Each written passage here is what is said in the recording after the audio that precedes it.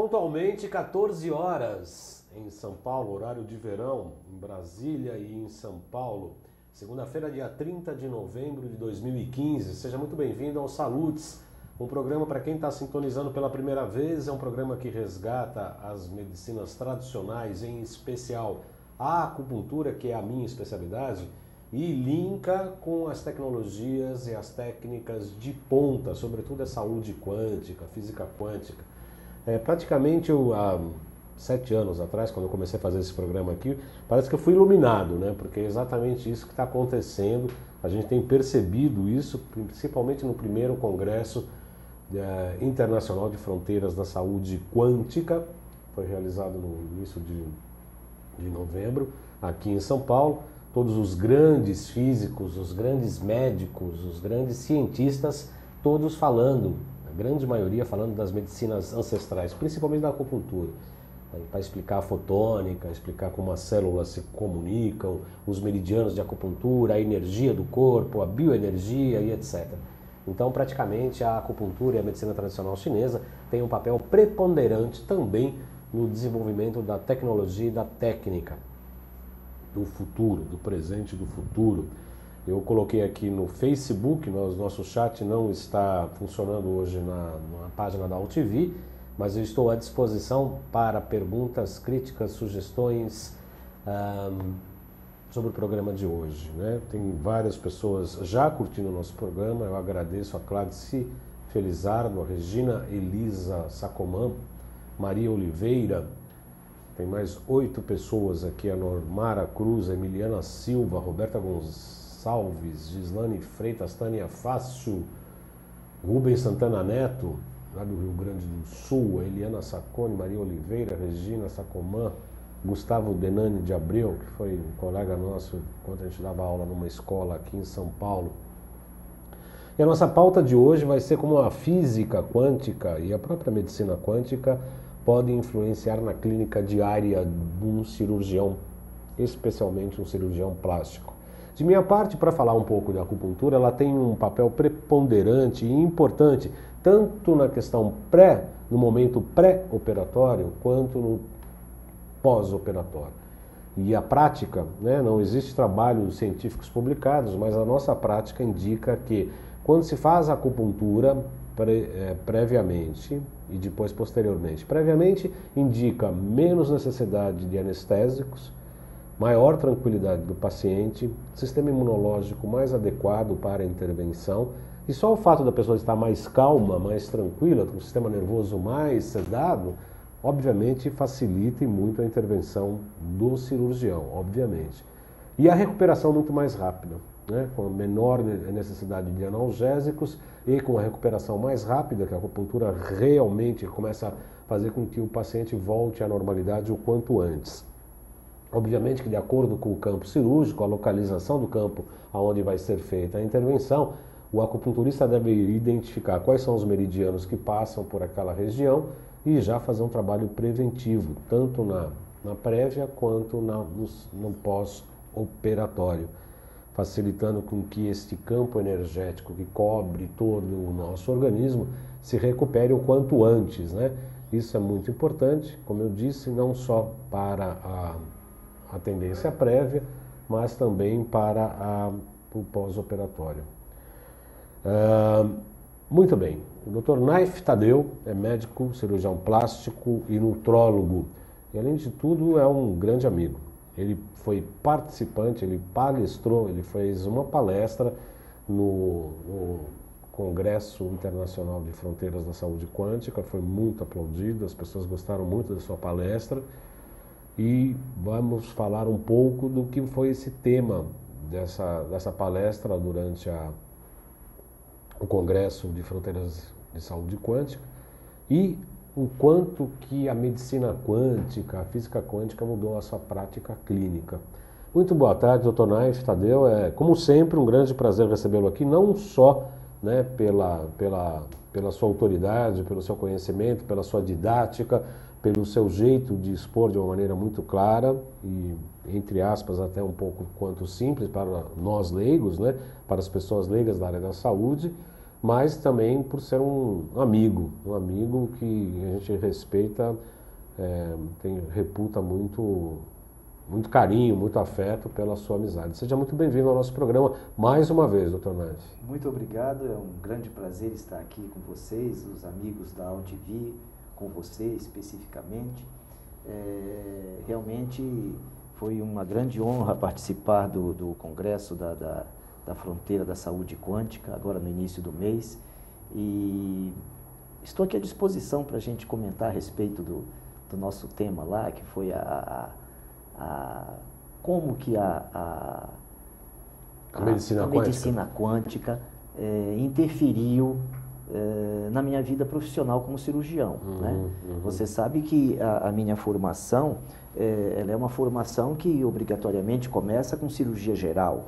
Né? Formação clássica mesmo. Sim, né? E cirurgia geral, numa época, 1977, 78, né?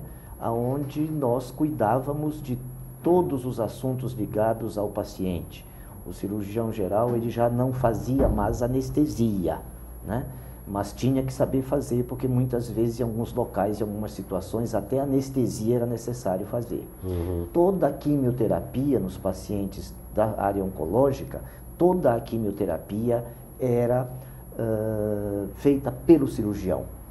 E quando necessitava de radioterapia, o radioterapeuta apenas calculava as doses e o número de aplicações, mas também era o cirurgião que tomava essa decisão. Nós não tínhamos essa divisão grande que temos hoje, mesmo no setor de câncer e muito menos nas outras especialidades.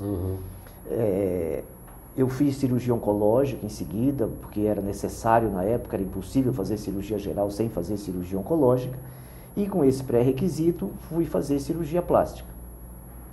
Eu terminei essas especializações todas em 1982 e observei que de 82, sendo cirurgião geral e oncológico, e cirurgião plástico, observei que daí para diante, passados uns 10 anos aproximadamente de exercício da profissão, eu estava mais experiente, mais atualizado, porque participava sempre de muitos congressos, estava operando em hospitais de melhor qualidade. A minha clientela havia mudado a sua condição socioeconômica. Eu tinha pacientes que podiam comprar muito mais os remédios. Naquele tempo não se dava tanto remédio quanto hoje, talvez por isso tivesse menos doentes, né? Mas eu tinha pacientes que tinham acesso a tudo de necessário que no meu período de formação os meus pacientes não tinham, porque obviamente eram pacientes do serviço de saúde pública. A medicamentose hoje é um problema? É um problema. E hoje as pessoas não tinham dinheiro antigamente para comprar remédios. Hoje também continuam não tendo, mas o governo compra dos laboratórios e distribui gratuitamente, então a medicamentose hoje continua sendo um grande problema. E acabou aquele ditado antigo que isso aqui é doença de rico. Agora as doenças são em geral, tanto rico quanto pobre tem doença porque todos tomam muito remédio. Muito remédio. Muito remédio. Mas só para acompanhar essa evolução, eu percebi que depois de 10, 15 anos, o meu paciente estava tendo um resultado pior, embora as condições todas fossem melhores. O cirurgião estava mais experiente, o hospital era melhor, os medicamentos eram mais avançados, a anestesia tinha evoluído, tudo tinha melhorado. Isso chama atenção, isso acende uma luz no painel. O que está acontecendo?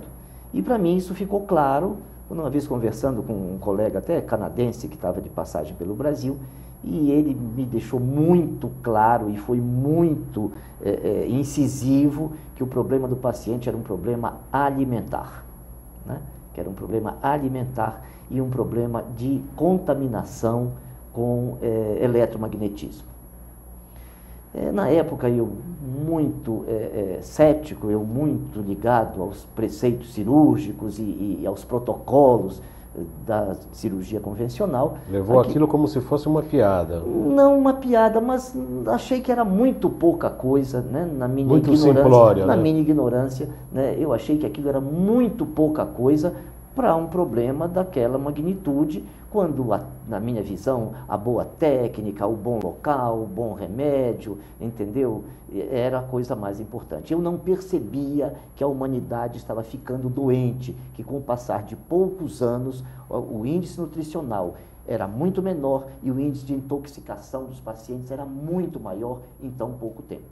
Além da questão da intoxicação, doutor Naif, eu tenho dito e tenho falado aqui em alguns programas anteriores em que a gente tem tratado inclusive de pessoas com depressão, inclusive colegas médicos até, e a gente só com a desintoxicação, só com a detox de metais tóxicos, não entrando nem em toxoplasmose e nem outros tipos de bactérias e outros vírus, a gente tem obtido grande e bom resultado aliados à acupuntura.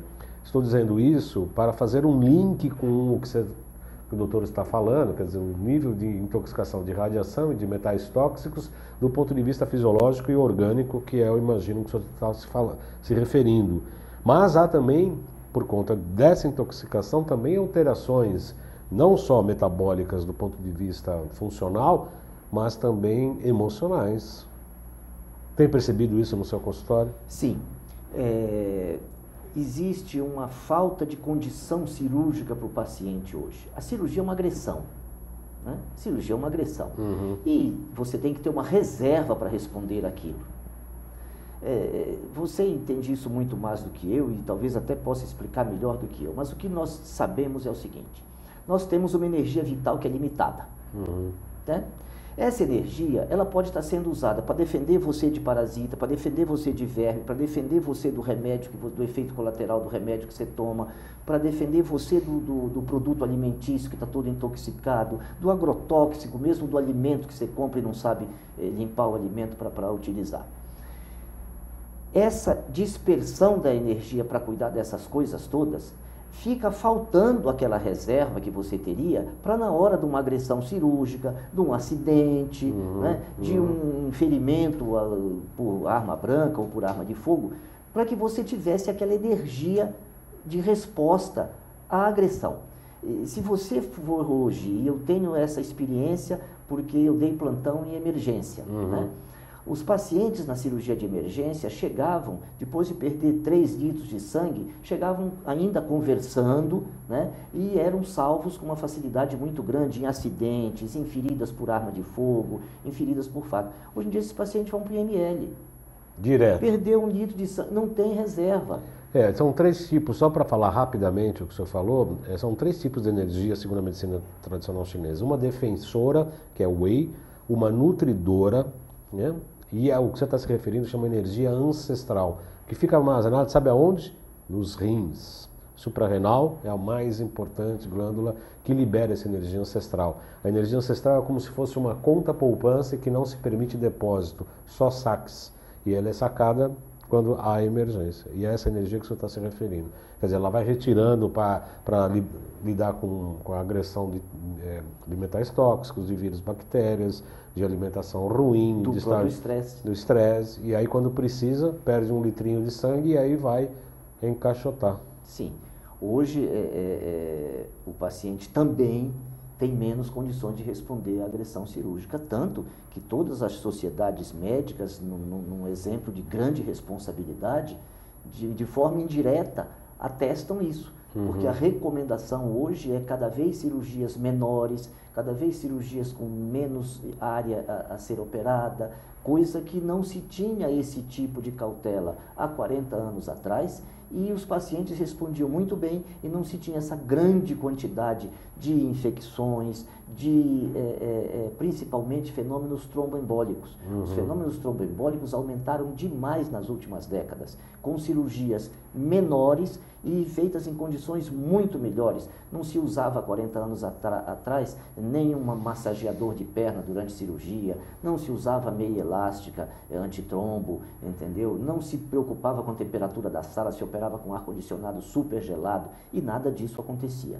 A grande verdade é o seguinte, só o genoma é o mesmo, mas as condições fenotípicas, a epigenética realmente mudou completamente. E a gente sabe, né, e hoje isso não é segredo para ninguém, que a genética vale muito pouco e a epigenética é que determina tudo isso. E então, pelo que o senhor está nos falando, quer dizer, há um tipo de degeneração praticamente, né? Um enfraquecimento do ser humano como um todo. A gente fala muito isso durante as palestras, workshops, inclusive nós tivemos em Sorocaba este final de semana, dando não só uma palestra sobre medicina chinesa, mas também sobre AFT, Emotional Freedom Technique, uma técnica para a remoção de traumas e de crenças negativas, em que se trabalha com percussões em pontos de acupuntura e programação neurolinguística.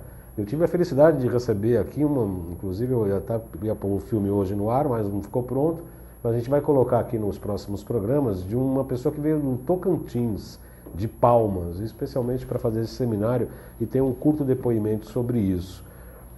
E falávamos na oportunidade, como todas as outras palestras, falamos exatamente isso. A medicina, a nutrição não necessariamente, mas a medicina fez com que a idade média ampliasse bastante, mas em que qualidade de vida, né? Eu atendo uma médica que eu gosto muito, é uma senhora aposentada, uma médica muito, muito bacana mesmo, e ela falava o seguinte, uma técnica, e falou assim, olha, eu quero viver, mas eu quero viver bem. Se é para ficar arrastado, eu prefiro que acabe logo e acabe de uma vez, né? Porque ninguém quer ficar sofrendo. Não adianta você ficar vivendo mais 20 anos com 10 anos de internação, né? Com uma cama, ou com doente, ou com muito sofrimento. Tem que viver bem, né, doutor Nath? Sim. Agora, o que é interessante é nos procedimentos cirúrgicos, porque hoje a gente precisa falar sobre o que mudou na cirurgia, né?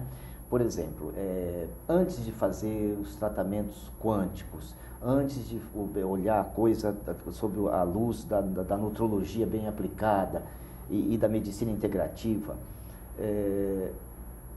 eu fazia uma quantidade de cirurgias por doenças associadas à patologia principal. Por exemplo, ia fazer uma rinoplastia. A quantidade de septoplastias, a quantidade de turbinectomias, de cirurgia de carne esponjosa e a quantidade de cirurgia de sinusite era muito alta, porque os pacientes apresentavam aquela patologia e você tinha que intervir, né? Com o passar do tempo, que eu me rendi à opinião do meu amigo canadense, e passei, fui estudar nutrologia e tive a oportunidade de conhecer o Laí Ribeiro há muitos anos atrás, fiz a pós-graduação dele, depois conheci, ele me apresentou o Kunio Inamoto, aí que me introduziu na biorressonância, na biorressonância e na física quântica. Aí realmente as coisas clarearam e melhoraram nesse aspecto. Por exemplo, sinusites que tinha mais de 60%, eu não lembro agora os números exatos, mas tinha mais de 60% dos pacientes que iam para rinoplastia tinham alguma sinusopatia, algum tipo de sinusite. Hipertrofia de corneto, a carne esponjosa, uma grande quantidade tinha. E hoje, nas rinoplastias, por exemplo, para usar essa cirurgia como exemplo, nas rinoplastias nós fazemos uma quantidade mínima de retirada ou redução de cornetos, de volume de cornetos, e praticamente levamos a quase zero o número de sinusectomias. Por quê? Só sobraram aquelas que têm cisto de retenção ou pólipos dentro do seio paranasal, principalmente do seio maxilar. Aquelas inflamatórias, com aumento de secreção e secreção presa dentro do seio e tudo isso, desapareceram simplesmente com a retirada de glúten e leite. Tão simples quanto? Tão simples quanto. É impressionante. 21 dias depois que você retira glúten e leite, aquele processo sinusal crônico que está o tempo todo, ele desaparece. A quantidade de enxaquecas muda muito, né? Isso pode ser visto, inclusive, nos exames de termografia, que muda completamente isso. Com relação à parte quântica, você tem uma ação também nas patologias que não estão no órgão a ser operado. Um outro exemplo de órgão operado é mama. As mamas tinham muito cisto mamário, tinham muito fibrose mamária crônica, né, doença fibrocística da mama, e tinham muitos nódulos, fibroadenomas mamários. Isso hoje se reduziu quase a zero no pré-operatório, porque como nós temos nós pedimos um tempo de preparo para o paciente, com simples administração de iodo e progesterona, né, iodo na forma de Lugol, né, isso é importante saber que é iodo inorgânico, porque tem gente que fala mal de iodo e não sabe de que iodo está falando. Não sabe nem o que está falando. Né? Mas iodo inorgânico na forma que o Jean Lugol desenvolveu, né, ele se tornou hidrossolúvel. Essa forma de iodo, 5% de iodo, 10% de iodeto de potássio, ela repõe as necessidades básicas que o nosso organismo não tem de iodo. Nós temos uma quantidade de iodo muito precária. Só essa reposição já diminui cistos dos órgãos iodo dependentes, principalmente mama, tireoide, ovários e os miomas uterinos. A redução de fibromas e miomas uterinos é impressionante. E para o homem na próstata também? No homem na próstata apresenta uma redução de tamanho da próstata, mas aí você já precisa de outras coisas, já precisa do indol 3-carbinol, você já precisa de outras coisas, evitar que ele aromatize, entendeu? Evitar a ação da 5-alfa-redutase, evitar algumas coisas para conseguir... Ou seja, não dá nem para apurar, né, doutor Naif, o quanto que de tumores que dá para se prevenir com simples medidas como essas. Sim, né? com certeza, você previne muito. E isso na nossa prática, nós acabamos reduzindo o nosso tempo cirúrgico por operar um paciente mais saudável. Então, aquele paciente que vai fazer rinoplastia, que teria mais 30 minutos de sinusectomia, não tem mais. Que teria mais 10, 15 minutos de turbinectomia, já não tem mais ou reduziu muito essa quantidade. E nas mamas, as retiradas dos nódulos, que quando você retira um nódulo, na minha visão, né, que tive formação oncológica, isso tem que ser feito congelação na hora. Né? Tira já com proteção, já tira com cautela, para não haver disseminação de tecido, ruptura de cápsula. Eu acho que isso aí é uma coisa que precisa ser preservada. Eu sou do tempo antigo que fazia assim, por isso que eu não faço punção. Né? Ou você trata para ele desaparecer, o que acontece muitas vezes. O que eu acho absolutamente muito correto, embora não seja da área médica, mas óbvio que tem alguma coisa encapsulada ali. Se você rompe essa cápsula, a disseminação do que está lá dentro ali é muito mais fácil, obviamente correndo pelo sistema linfático e sanguíneo, e obviamente a gente fica realmente preocupado. Não é uma abordagem que me agrade, essa de ruptura de cápsula assim, de forma meio às secas, né? Vamos para os slides. O doutor Naif estava preocupado, trouxe aqui 235 mil slides aqui para a gente apresentar, e como se a gente não fizesse programas assim de bate-papo de horas, né? Obviamente que a gente sempre fez isso, não só aqui como na rádio. Infelizmente não deu tempo de ir na Trianon, mas na Mundial fizemos vários programas salutes ali, e sempre muito incríveis. Aliás, tem até eu colei aqui hoje chegou um comentário do metabolismo do cálcio e a importância da D3. Nós fizemos aqui na UTV. Sim. Então, a Thelma Ribeiro, parabéns, doutor João Carlos Baldão, o senhor é demais. Obrigado, Thelma. Eu também acho. Também acho que eu sou demais. Deveria também termos palestrantes de alto gabarito que falem a verdade aos menos favorecidos, assim como eu, e muitos outros que nem sequer temos devido atendimento público. Graças a Deus, alguns têm como se orientar pela internet. O Rio de Janeiro, e em especial a minha Baixada Fluminense, tão abandonada pelo poder público. Beijos nos corações de vocês. Falando num programa seu, doutor Naif. Então, um depoimento bastante interessante da Thelma Ribeiro. Umas coisas, a gente recebe muitas informações que nos anima a continuar na nossa labuta aqui, que não é nada fácil. Falar a verdade num momento como este do mundo, não é só do Brasil não, é do mundo, né? As pessoas às vezes preferem mais falsidade, hipocrisia, mentiras, né? Do que falar a verdade, ter uma profundidade para tratar dos assuntos. E para eu tratar desses assuntos com os meus entrevistados, eu tenho que ter a coragem de viajar dentro de mim mesmo. E nem sempre essas viagens são muito favoráveis. A gente pega vento de proa, né? Pega uma onda meio complicada, mas a gente vai tocando, né? Nessa caminhada, depois que a gente entra e dá o primeiro passo, é impossível voltar atrás. É como o ganho de consciência. Você aprende alguma coisa, você não pode falar, agora eu não aprendi isso, ou eu não sei o que é isso. A gente sabe, e aí não tem como retornar. Pois bem, o programa Salutes tem o patrocínio da Quantum Bio, a empresa pioneira e especializada no desenvolvimento de produtos e serviços na área da saúde preventiva, a partir da tecnologia de biorressonância já amplamente utilizada tanto na Europa quanto no Japão. A Quantum Bio oferece para profissionais da área da saúde um método de avaliação, tratamento e acompanhamento terapêutico através de equipamentos, produtos e ciclos de capacitação em biorressonância. Eu já fiz esse curso, o Dr. Naif fez antes de mim, inclusive. Esse curso da biorressonância, Dr. Naif, modificou a sua visão cirúrgica, da cirurgia plástica, do teu consultório. Como é que isso balançou as estruturas? Balança porque você não tem mais coragem de operar um paciente que antes você não sabia que era doente. né? Porque a visão especialista, né, como cirurgião, e um cirurgião de especialidade, você não entra em detalhes e você encaminha para os especialistas as dúvidas que você tem.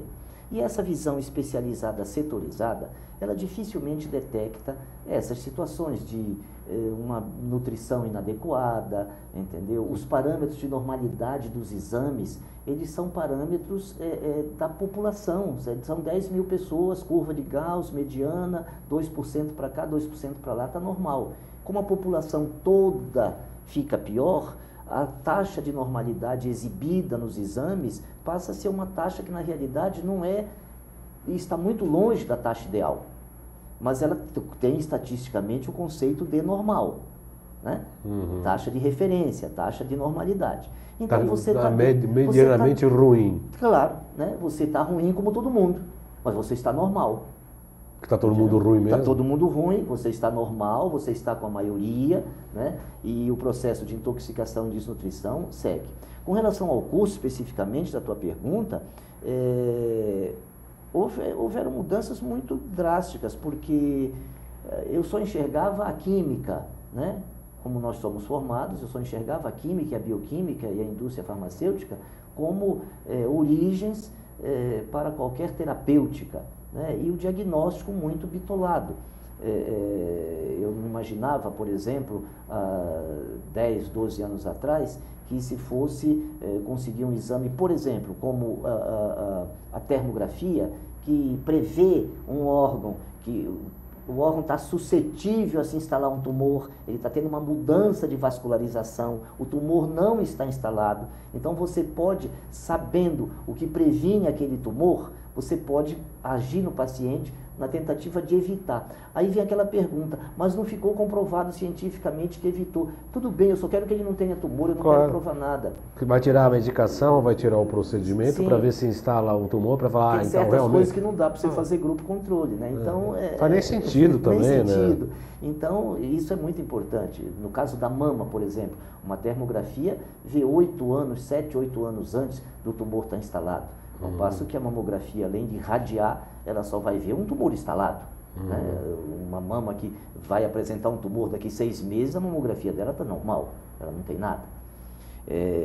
Por outro lado, a biorressonância com o uso de aparelhos, hoje a Neociência lançou, inclusive no Congresso, um aparelho espetacular que ele transforma, na minha visão, pouco conhecedor que sou da parte quântica ainda, mas na minha visão ela transforma a nossa total crença e entendimento de como funciona um aurameter, por exemplo, num aparelho que para o descrente é muito mais evidente, né? Porque aquilo ali se transformou numa demonstração eletrônica, né? Existe um potenciômetro que demonstra o que está acontecendo, um gráfico, com gráfico, com medidas específicas, diferente de um aurameter que está na sua mão, que muitas vezes, eu acredito, você que sabe usar muito bem, acredite até muito mais. Eu né? gosto bastante do aurameter. E acho que a sensibilidade dele é incomparável com qualquer aparelho. E é pela localização, né, no corpo. Aliás, o Alexandre Távola esteve aqui na semana passada, da Nova Ciência, falando sobre... Nós falamos exatamente isso, como é que se explica a biorressonância, a ressonância da célula, da biologia e da vida. Ele é um especialista nisso, foi um bom programa. Eu uso muito os aparelhos dele, são muito interessantes, inclusive na área de detoxificação também, eles têm coisa muito interessante. Aquele dos pés, né? Também, impressionante. Como funciona aquilo? E o que limpa de metal tóxico, é impressionante. É impressionante. Impressionante. Né? E é impressionante quanto as pessoas estão contaminadas. Quanto as pessoas estão contaminadas com isso. O caminho da biorressonância para a medicina e para a vida é inevitável e cada vez tende a aumentar e crescer mais, né, doutor? Ou não?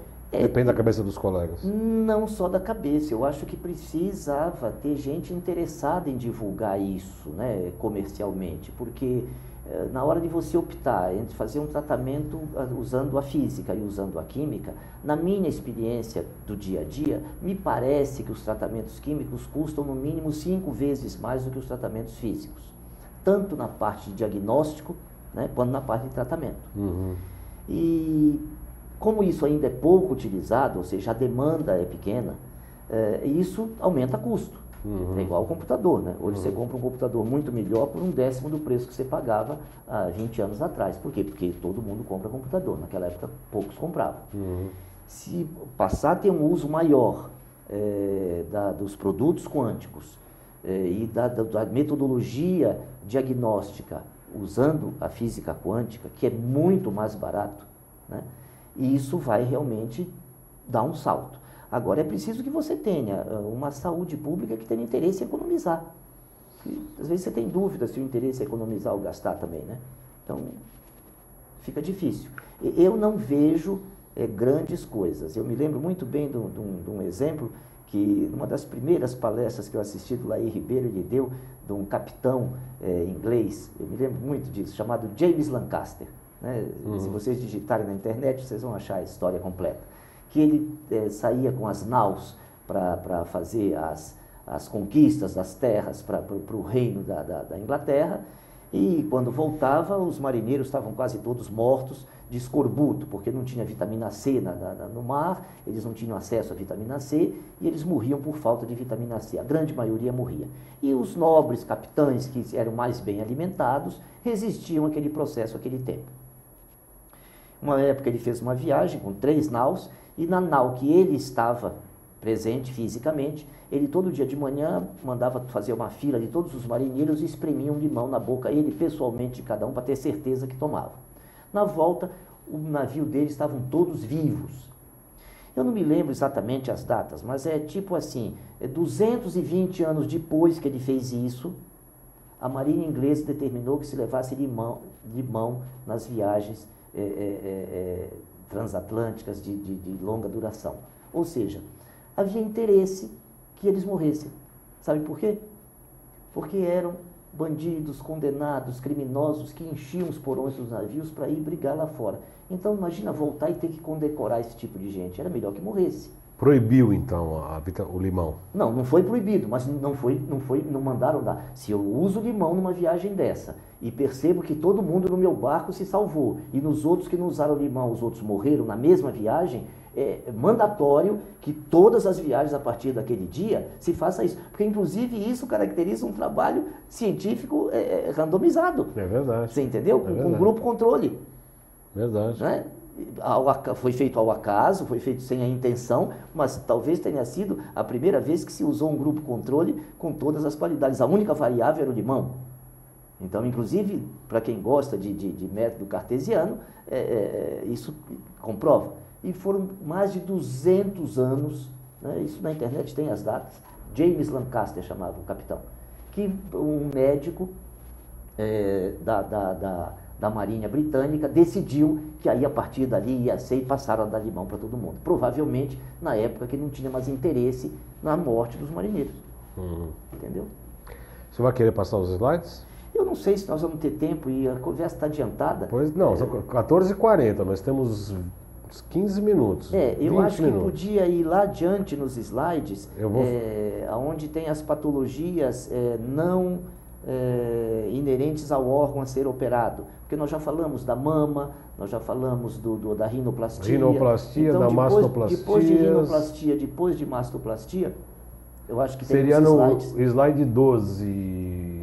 Marcelo, você consegue contar o slide 12, por gentileza? Patologias mais frequentemente encontradas no pré-operatório, é isso? Isso, em órgãos que não... Está antes da anemia, da resistência insulínica e hipotireoidismo. Exatamente. Primeiro slide 11, se você quiser achar o 11, Lugol, iodo, mais iodeto de potássio, progesterona, vitamina A e E, isso já foi, né? Isso. D3, K2 com magnésio, detoxificação hepatobiliar, renal, eliminação de parasitas. Esse é interessante. O slide 11, você consegue localizar, Marcelo? 11. Depois de mastoplastias. 1 minuto, ele deve estar dormindo. Marcelo, acordou? Marcelo, alô, bom dia. Ele está no Twitter, mas de vez em quando ele dá uns cochilos ali. Brincadeira, viu, Marcelo? Você é um cara muito querido, sei que você está aí atento Aí, antes desse, não, esse mesmo. Lugol, então, doutor? Isso aí após a parte da mama, né, que nós falamos dos cistos mamários, dos nódulos mamários, que muitas vezes você tem que interferir na cirurgia e que se você trata e consegue uma regressão pré-operatória, você não tem necessidade desse procedimento. O Lugol, que é o iodo mais iodeto que a gente já falou, a progesterona isomolecular, né? A associação de vitamina A e E, isso é muito importante.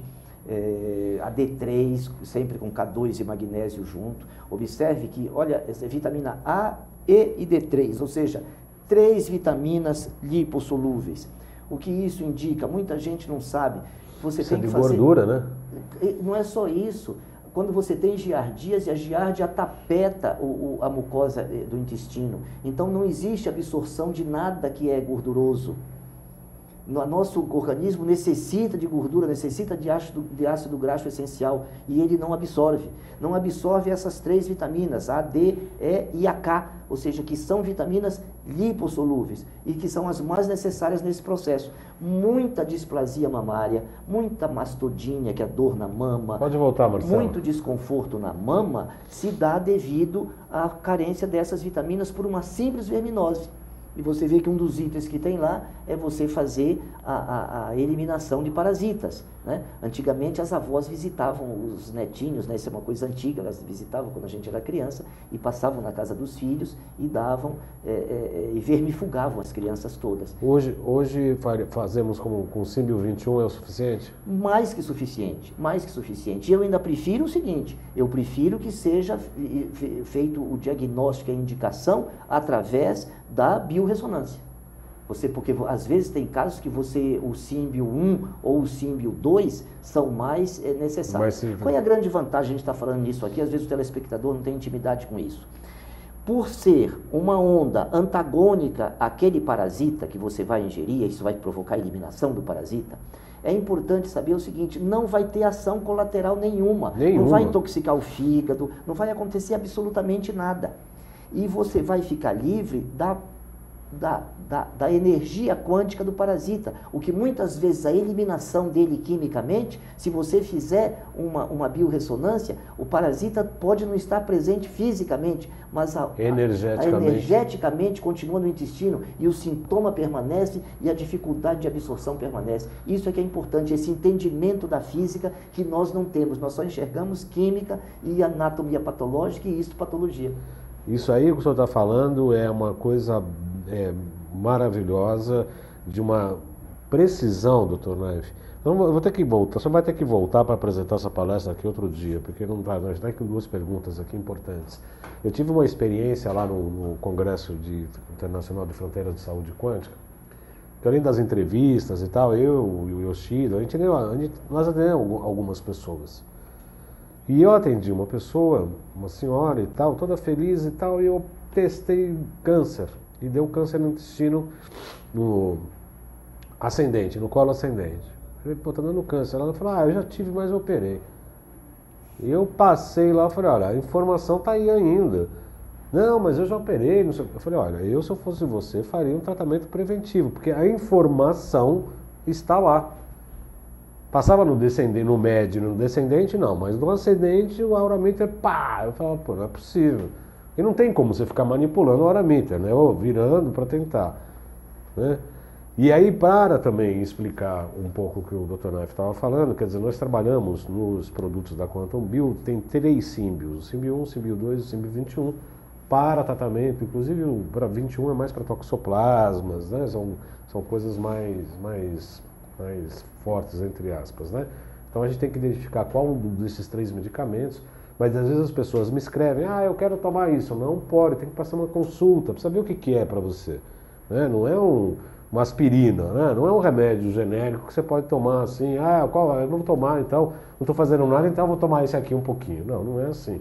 Precisa passar pela consulta para saber qual que é mais indicado segundo a agressão. Está correto isso? E pelo fato de não ter efeito colateral, muitas vezes eles raciocinam assim que tomar não tem problema. Mas eu acho que tem um problema econômico. Muitas vezes você está usando uma coisa que você não precisaria exatamente daquela e você poderia estar investindo numa coisa mais adequada. Numa coisa né? muito mais adequada Claro, para você. óbvio. A administração, com o conhecimento que nós temos hoje, dos antioxidantes, de todos os tratamentos e suplementos que existem, é impossível você usar tudo isso economicamente. Então é preciso que tenha um profissional experiente para fazer a administração dessa prescrição, para ela também sair um pouco enxuta do ponto de vista econômico. A Nilta Pinheiro, lá do Rio Grande do Sul, se não me engano, Nilta, é isso mesmo, né? Acho que é Rio Grande do Sul. Boa tarde, Baldan, boa tarde, Dr. Naif, parabéns pelo excelente programa. Incrível o quanto ainda hoje alguns médicos têm receio ou viram as costas para as boas práticas. Não sabem, não conhecem e acham que as descobertas da nova medicina é água com açúcar. Abraços. É isso mesmo, né? O Gustavo Denani de Abreu pergunta o seguinte. Vou perguntar ao Dr. Naif qual a sua opinião sobre o kefir de leite. Tá. Eu adoro kefir, prescrevo kefir. Não de leite, de vaca, no Brasil. Aqui no Brasil eu prescrevo para fazer com leite de coco. O leite de coco é suficiente, ele cresce, tem que ter um pouco de paciência, né? Demora mais? Demora um pouco mais, ele vai fermentar, vai crescer e você vai replicar no leite de coco sem nenhum problema. Eu tenho notícia de diabéticos que eu prescrevi leite de alpiste, eu nunca usei, e por isso eu faço essa informação com reserva, eu nunca vi, mas que estariam conseguindo, usando o leite de alpiste, estariam conseguindo desenvolver kefir, né? Agora, é interessantíssimo a recuperação da biota intestinal e tudo isso, os resultados realmente são fantásticos, porque não adianta você só não agredir, você precisa recuperar o que a agressão já causou. Mas só o fato de não agredir é importante, porque o organismo nosso ele é alucinado para se autocorrigir. E nós achamos muitas vezes, o meu organismo tem dificuldade para isso, o meu tem dificuldade para aquilo, nenhum tem dificuldade para nada. É só deixar que a coisa funcione. Mas pelo amor de Deus, não atrapalha muito, porque se atrapalhar muito aí não tem jeito. É verdade. Realmente, se atrapalhar muito O senhor estava falando da giardia. A giardia dá para identificar com a Auramiter? Sim. Não? Qual deles que é Como é uma busca energética, você não precisa obrigatoriamente ter a frequência no potencial. Sei. Depois que você adquire uma experiência grande, só a energia do próprio pensamento já é suficiente. Entendi. Inclusive para as dosagens. Porque no começo, quando você tem pouca experiência, por exemplo, você quer calcular a dosagem de T3 que você vai usar. Então você tem que ter uma cápsula de 2,5, uma de 5, uma de 7,5, você vai juntando cápsula, de repente você está com 20 cápsulas na mão para acertar a dosagem do paciente. Assim não, você simplesmente intuindo a dosagem que você quer, ele já te dá essa resposta. Baldan, boa tarde. Qual a opinião do Dr. Naif sobre a... Bernardo Rodrigues, você quer me colocar? Eu estou fazendo um... Nilda Pinheiro, sim, Baldan de Porto Alegre. Pergunta como é isso de detectar, não a presença física do parasita, mas a frequência. Eu vou falar a minha opinião, depois eu passo para o Dr. Naif. A Nilda Pinheiro é de Porto Alegre, pergunta como é detectar, não a presença física do parasita, mas a frequência. Nós trabalhamos, Nilda, com Auramiter. Eu não tenho um aparelho eletrônico que por enquanto, que o Alexandre Távola, que esteve aqui semana passada, falou, mas pode ser uma identificação também eletrônica. A gente mede por frequência. A saúde tem uma frequência, o órgão tem uma frequência, como nós falamos no programa na semana passada. E a patologia, o verme, o metal, a bactéria, o vírus também tem uma vibração. Então nós identificamos por intermédio de alguns vidros que tem aquela vibração instalada, ou a gente, como o que o Dr. Naif está falando, inclusive com a vibração do próprio pensamento. Fala, bom, eu vou dar uma D3 para esse paciente em quantas unidades internacionais? 10 mil, 15 mil, 20 mil? Né? E você segura a Auramiter e aí conforme for o que for melhor para aquele paciente, vai ter uma imantação, né? Vai ter uma resposta positiva. Se for inadequada, tem uma resposta negativa. Essa é a minha experiência, doutor Nash. Nada a acrescentar. Agora, a ausência muitas vezes física e a presença ainda energética, né, daquela energia, daquela onda maléfica, o paciente tem o mesmo sintoma. Né? O paciente tem o mesmo sintoma. Muitas vezes você faz a retirada, por exemplo, de um cisto grande, que não era maligno, nada, e que o paciente tinha um incômodo em uma determinada região, e após a retirada esse incômodo continua, inclusive ele muitas vezes relata para você que ele acorda e tem a sensação de que está presente, quando ele passa a mão é que ele identifica que não está. Então a gente entende isso de uma maneira mais tradicional, como sendo uma desestesia, uma paralisia temporária, parcial de algum nervo, de alguma irrigação, de alguma inervação sensitiva.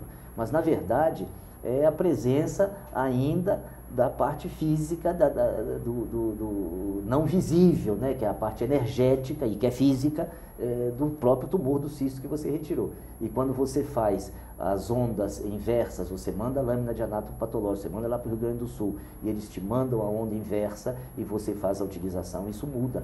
É muito interessante isso, é só praticando para poder acreditar. Eu acredito que as primeiras vezes que um acadêmico começa a prescrever alguma droga, ele talvez duvide que ela vai funcionar, química, né? E depois ele passa a crer. Por quê? Porque ele usa só aquilo, né?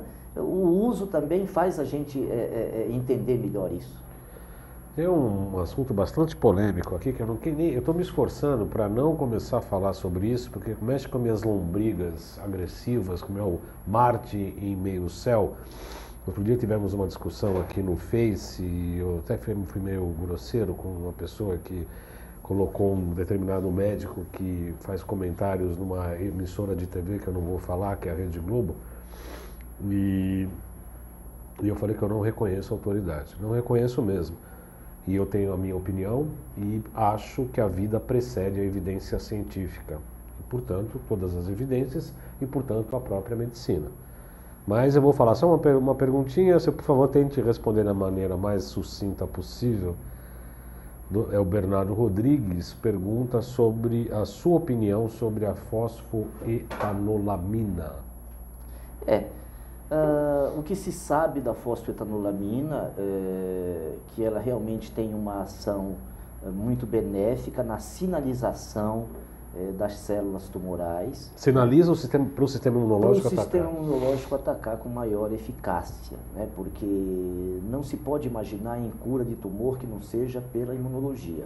O resto é bobagem, é esse o caminho, isso a gente entende há décadas, infelizmente nunca se trilhou por aí, e agora começa-se a fazer. Mas, por exemplo, algumas coisas, houve uma época que usaram o BCG, que era uma forma de fazer. Mas ainda hoje isso usa? Não, mas aí foi proibido e só podia usar para um determinado tipo de câncer, então a coisa fica complicada. Não, a gente nota tem um familiar que é difícil você usar, você usa tanta coisa que faz tanto mal, né?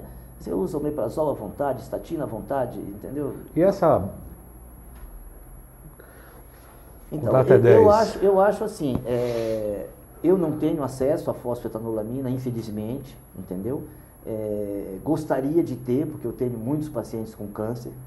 E essa política de que a Anvisa não proíbe as experiências com gente, com pessoas, essa panaquice, né, em relação à pesquisa científica, quer dizer, o que eu tenho defendido na internet, doutor Neff, isso para mim, por fato de não ser médico, eu estou muito tranquilo em relação a isso, porque eu não tenho CRM para ficar me enchendo as paciências, mas o fato é que a decisão, no meu modo de entender, se a pessoa está com câncer, está no estado terminal, se ela quiser tomar essa medicação, só diz respeito a ela, né?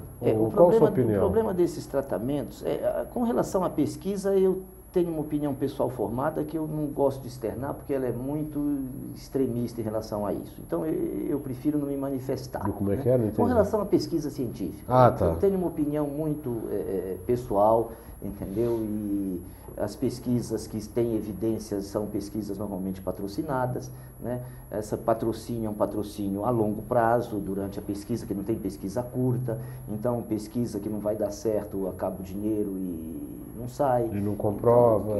Então é complicado isso.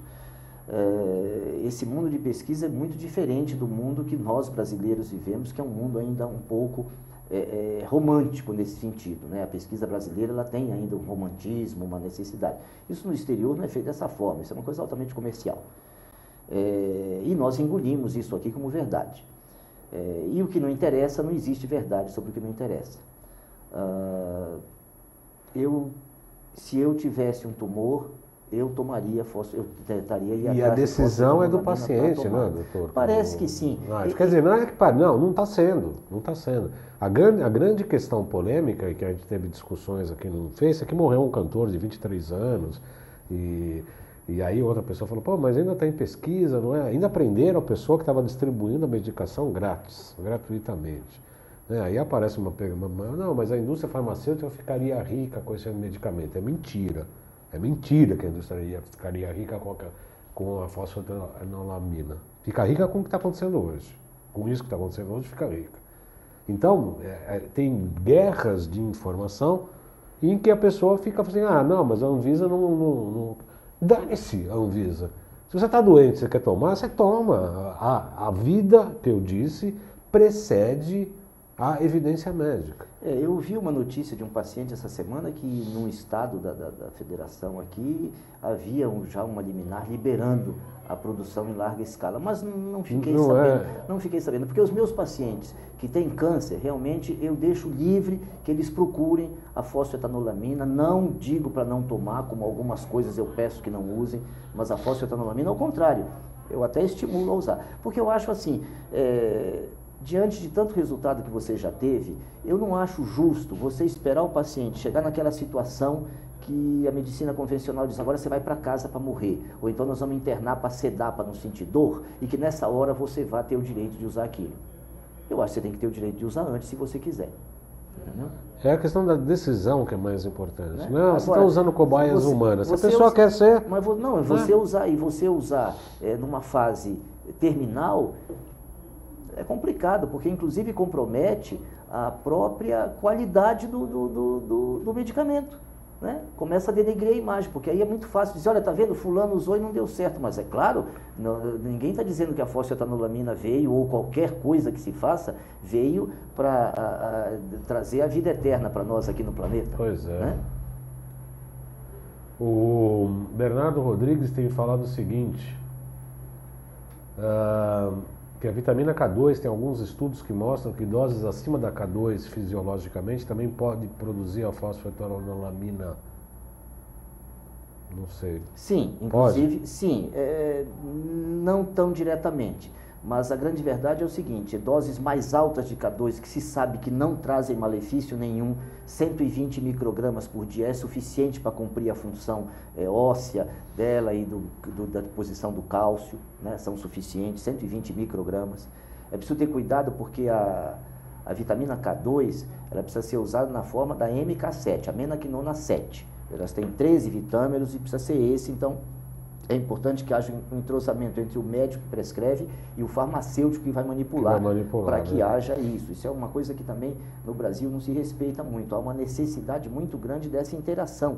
O farmacêutico precisa participar disso. E no Brasil não, o médico só determina. E muitas vezes o farmacêutico não tem a opção ou a condição de opinar e de ajudar o médico.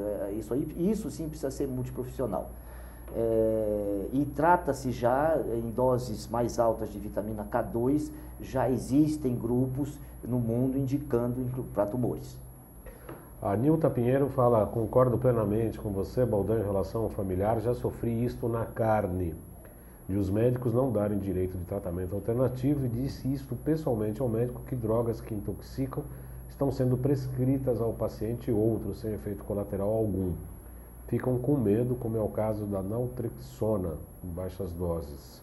Médicos que fazem esse tratamento, infelizmente, são poucos e, maioria das vezes, inviável financeiramente. Qual a sua opinião sobre naltrexona, doutor? A naltrexona foi desenvolvida pelo Bernard Beihard, né? Porque ela foi lançada inicialmente na dose de 100 miligramas para ser usada para viciados em ópio, né? E depois ela foi usada na dose de 50 miligramas na tentativa de associar com bupropiona como um tratamento de emagrecimento, no tempo que pensavam que obesidade era uma doença que tinha que ser tratada como, bom, ainda vamos pensar por muito tempo, mas a gente sabe que não é nada disso, né? E então, óbvio que não funcionou como nada que trate a obesidade especificamente vai funcionar. E esse colega americano, o Bernard Beihard, ele descobriu que na dose entre 2 e 4,5 miligramas, ela tem uma ação no sistema imune que torna o nosso sistema imune atuante mais agressivamente nos tumores e, para resumir, né, nos tumores e nas viroses, e menos agressivamente nas doenças autoimunes. Então, quando encontra uma cadeia de aminoácidos na tireoide, semelhante àquele glúten ou àquela carne queimada que ele comeu, né, ele com a naltrexona na dose ideal para o paciente, que é entre 2 e 4,5, a biorressonância é espetacular para determinar qual a dose da naltrexona usada, porque tem pacientes que 4,5 é muito. Ela deve ser tomada entre 9 da noite e meia-noite. Ela, às 2, 3 horas da manhã é que ela faz o efeito, isso já é sabido, e os efeitos são muito bons. Não tem efeito colateral nenhum. Uhum. Eu sou usuário de naltrexona, minha dose é 3,5, eu uso naltrexona 3,5 miligramas há 5 anos. O Bernardo Rodrigues fala: excelente, Baldan, estou contigo, concordo plenamente com você, parabéns por falar a verdade, e ao Dr. Naif também. É isso aí, câncer não é uma sentença de morte, é um inconveniente que pode ser curado, é isso mesmo? Como o senhor disse, né? Só um detalhe sobre a naltrexona. Quando se fala em naltrexona, que as pessoas vão pesquisar, elas vão encontrar naltrexona na forma clássica, 50 e 100 miligramas. Nós estamos falando de naltrexona em baixa dose, que é o Low Dose Naltrexone, LDN. Então, se pesquisar sobre LDN, existem até sites exclusivos da naltrexona, falando dos efeitos dela nas doenças autoimunes, no câncer, na AIDS. Isso tem sites americanos que falam muito sobre isso. Inclusive para tratamentos psiquiátricos também, doutor? Eu não tenho experiência. Eu acho que já na área psiquiátrica, para suspender droga, eu acho que, por exemplo, B de bola 3 é espetacular. Existem livros com mais de 1000 páginas só mostrando as vantagens da vitamina B3. B3. E outras coisas que você pode usar, outros aceleradores do metabolismo e da transmissão cerebral. Mas eu não tenho experiência com a naltrexona na depressão. A Nilta Pinheiro está falando que a LDN é fabulosa, realmente é fabulosa. A João Hoffman está curtindo o nosso programa, a Nilta Pinheiro, a Clarence Felizardo, mas tem muitas pessoas aqui perguntando, começaram a participar do meio para o final do programa por conta da nossa desenvoltura. A gente começou uma conversa aqui, me lembrou, embora o Dr. Naif não é isso, porque ele já participa do Salutos há bastante tempo, mas normalmente às vezes a pessoa chega pela primeira vez e fala: nossa, o programa tem 1 hora, e o que vai dar tempo de... né, é muito tempo e tal. Fala, fica tranquilo, a gente vai começar conversando aqui e tal. De repente essa hora passa e às vezes a pessoa vem com um roteiro, né? Aí que eu quero morrer de rir, né? Você quer me deixar bravo? É quando o entrevistado vem aqui e fala assim: tem umas perguntas para você fazer. Eu falei: não. Aí que eu não obedeço mesmo, né? Aí eu não pego nenhuma pergunta. Mas, né? aproveitando esse gancho, deixa eu falar uma coisa, claro, que eu acho que nós estamos no final do programa próximo. Estamos, mas 1 minuto. Isso. Com relação ao nosso tema, né, a influência e os benefícios da biorressonância, da quântica, no procedimento cirúrgico. Basicamente, se você opera um paciente mais saudável, você tem menos problemas de cicatrização. Na cirurgia plástica, principalmente estética, a cicatrização pode alterar o resultado. Uma retração cicatricial numa região do nariz, por mais que você faça a rinoplastia moderna, estruturada, com enxerto, com tudo que deve ser feito, ela pode alterar essa forma e pode trazer desarranjos e formas extremamente desagradáveis. Uma cirurgia, por exemplo, de abdômen, que você tem uma cicatriz hipertrófica, aquilo ali chama muita atenção.